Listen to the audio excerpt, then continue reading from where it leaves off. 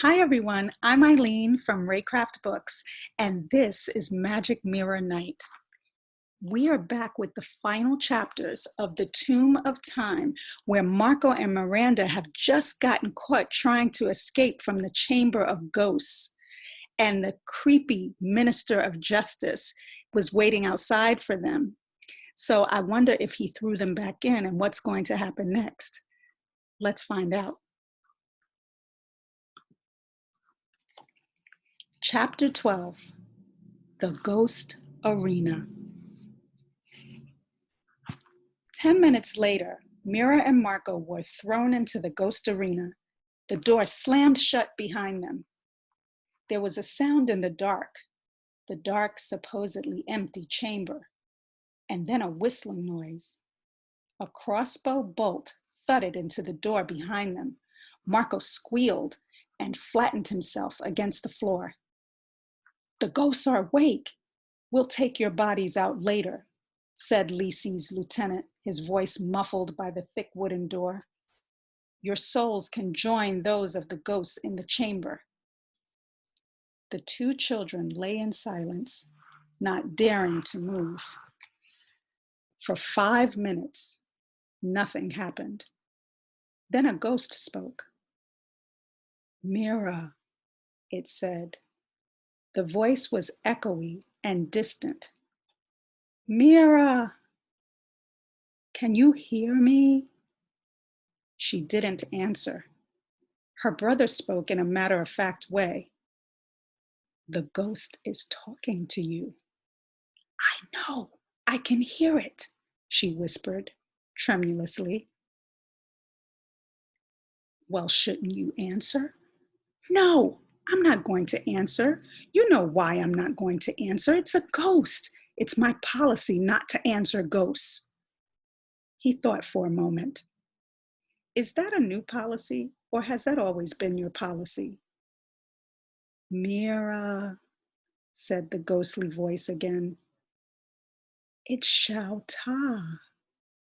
If you can hear me, shout." "What? Xiao Ta? You're the ghost? You can hear me?" "Yes, we can hear you. Where are you? Is it all right to talk loudly like this? Speaking won't anger the ghosts." "There are no ghosts." "Then who was shooting at us?" "They are automatic crossbows. My father's brother made them. It took him weeks. He's rather proud of them." Marco spoke. "Where are you? How come we can hear you?" "They made us build a network of speaking tubes into parts of the necropolis. They didn't tell us why, but there could be a lot of reasons." Marco looked at Mira. He whispered to her, "It's so they can communicate with the ones who've been locked in to starve to death. It said so in Grandpa's history book." "Shh, they don't know any of that." "Shouldn't we tell them?" "I think maybe they can guess." Mira looked up and called to the ceiling, speaking to Xiao Ta. "How do we get out of here?" "My uncle's on his way here. He'll tell you. Be patient, and whatever you do, don't move. Don't worry, we're not going anywhere." 5 minutes later, they heard a deeper voice coming through the speaking tube. "Hello? Mira and Marco. I'm Tang Shi Lim, Xiao Ta's uncle. There are tripwires at regular intervals throughout the darkest parts of the tunnel system. Touch one, even lightly, and the crossbows will be triggered." "Okay, we got that. Lie on the ground. Don't move." This admonition was followed by silence. Mira was annoyed. "Is that the advice you are going to give us? Lie on the ground and don't move? What happens after the first month of lying on the ground and not moving?" The man spoke again. "I'm just looking through my floor plan. Lie on the ground and then crawl sideways, not forward. Go to your left. It's important that you don't go forward." Marco spoke. Can't we do something like in Mission Impossible, where he goes along the ceiling? They don't have Mission Impossible here. He won't know what you're talking about, his sister said. I was talking to you, not him.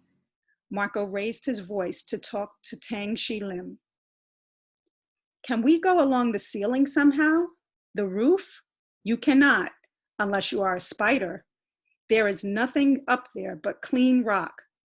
Not for the first 300 feet, anyway. Then there are the lights. Lights? Marco wondered how they could have light fittings in this period of history. So what do we do? Mira asked. Crawl sideways, like you said? Yes, crawl sideways. You will reach the sidewall. There should be no tripwires on that part. Then stand close to the wall and reach up. There is a sort of scaffolding fixed to the wall. It runs the length of the tunnel. It provides the repair scaffolding for the crossbows. If you can climb up to that scaffolding, then you can proceed through the tunnel to the royal chamber without being shot. But you must be careful. Will the scaffolding hold our weight? It will. It is built to hold grown men. I have seen you. You two together will barely equal the weight of one man. If we shake it, will the crossbows go off? They will. It is inevitable. As you proceed down the tunnel, you will shake the mechanisms. The crossbows will be triggered. The bolts will be fired, but they will be fired through the center of the tunnel. If you are up on the sidewalls high enough, you should be unharmed. But be careful. The bolts ricochet off the walls and can go in any direction. Mira heard a shuffling sound. Marco was crawling on his tummy like a snake. Let's go, he said. Less than 5 minutes later, they were both perched on a tiny platform on the wall of the tunnel.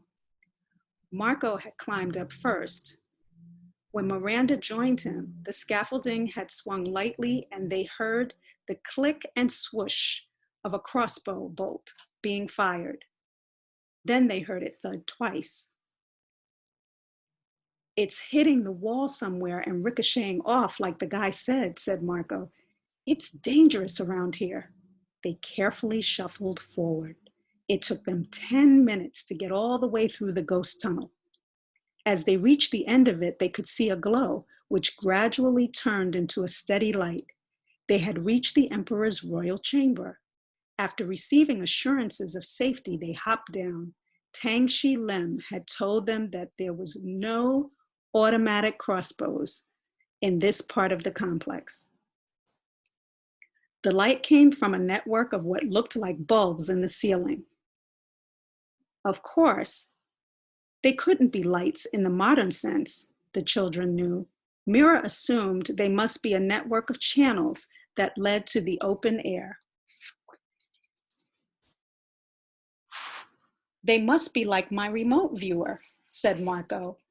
A network of periscopes sort of thing. They had expected a coffin, but instead, there was a solid gold chair in front of a huge undulating area of glowing land. What is that? Marco asked, pointing to the strange shapes in the ground. It was hard to see in the poorly lit room.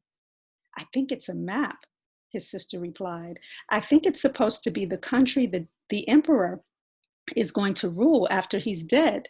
Remember how they said that the king believed that representations grow to full size? It's like Legoland, said the boy, recalling a miniature kingdom that the two of them had visited with their parents when they were younger. As their eyes became more accustomed to the dark, they realized that the map was crisscrossed with glowing rivers. They were like flowing streams of silver. Wow, look at that, said Mira. Rivers of mercury.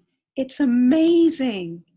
The room seemed to shimmer with a network of stars set in the ceiling and the surreal glowing landscape in front of the throne. but she was snapped out of her reverie by the thought that they had a commission to complete. "Where's the cube?" she said. "There," said Marco. "It's under the emperor's chair." They pulled it out. It was simply a large wooden cube, about the size of a microwave oven, but more square. There was nothing special about it. It had no hinges, no line which suggested a lid, no latch of any kind. "It's just a cube of wood," she said, disappointed. "What's special about it?" Marco gently took it from her hands. She snatched it back. "Don't snatch," she said. "I just want to see how heavy it is," he said. "See if there's something inside. Maybe it's like those puzzle boxes Grandpa has at home." "That's an idea." They put the box down and started prodding and poking it. Both of them had spent many hours learning how to open Grandpa's collection of Oriental puzzle boxes. Eventually, Marco had an idea. "Because it's so big, I think it'll need two of us to do it," he said. "You hold it still with your hand at the back and the top, and I'll try to slide it open, like in box number 1 in Grandpa's study." They tried it several times, but nothing happened.